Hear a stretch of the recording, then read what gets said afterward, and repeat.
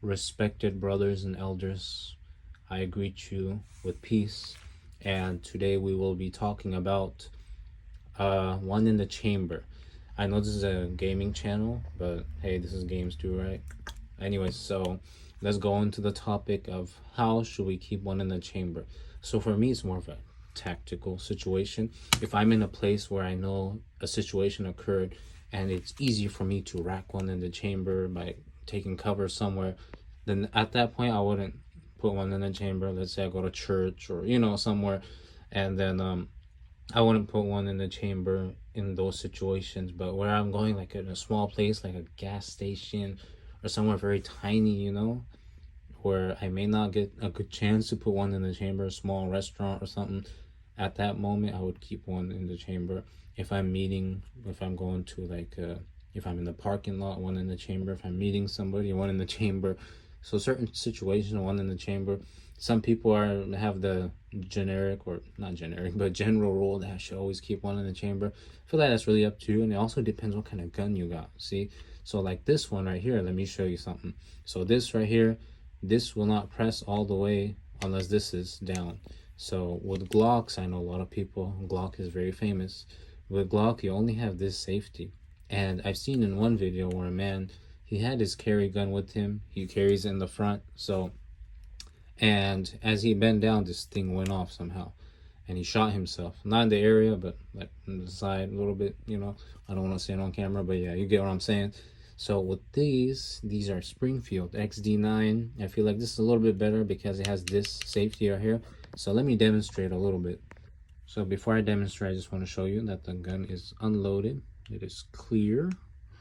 There's nothing in here. So let me show you guys. So see this? This is the pin right here. It does not fire. But if you press this down, then it will fire. See that? So just like that. So this is a good safety, I feel like. And the Kimber that I have is actually better. So let me show you what the Kimber safety features. So now this is the Kimber. The serial number is right here, so I don't want to post that. But yeah, this is the Kimber. And it's locked up too. It's empty as well. So let me show you the Kimber safety, which is right here. So now this is empty, as you can see. So there's nothing in here. And this is the Kimber safety, and this is the hammer. So I feel like this is better for carry. Of course, these guns are known to not be reliable, but that's because a lot of people don't break them in. You have to shoot at least 500 or more through this in order for it to start functioning properly. But if I had to choose, this is a 10mm. I would definitely use this as my daily carry if I'm going to a formal event. That so, but this is 10mm, and this is a lot more crazier and harder to aim with. Once you switch from this to this at a gun range or wherever you're shooting, this really just feels like a toy in front of this.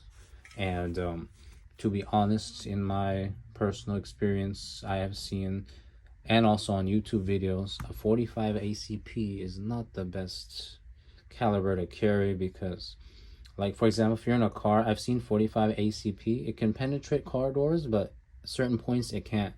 But the 9mm can easily penetrate car doors. So the 45 ACP may pack a punch, but it's not good for penetration. These two, on the other hand, oh, they will penetrate like crazy. They will go through a lot, And so when it comes to penetration, the 45 ACP versus 9mm, you guys can watch those videos. If you want to debate in the comments, you can.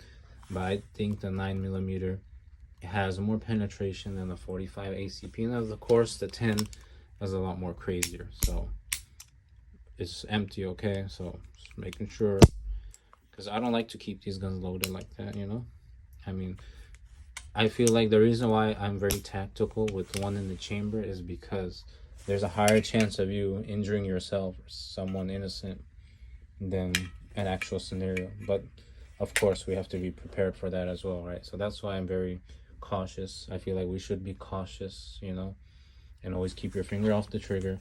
I do make real videos with, my finger on the trigger sometimes, but that is just to get the attention of the crowd. So I'm just letting that people know that I do it for the attention of the crowd, because I mean, we know trigger discipline. We live in California, the strictest gun state. So, of course, we acknowledge trigger safety. But hey, when you get comments, it boosts the YouTube algorithm. So that's why when I make reels, I go like this and I make them like that, you know. So people will see it and they'll comment.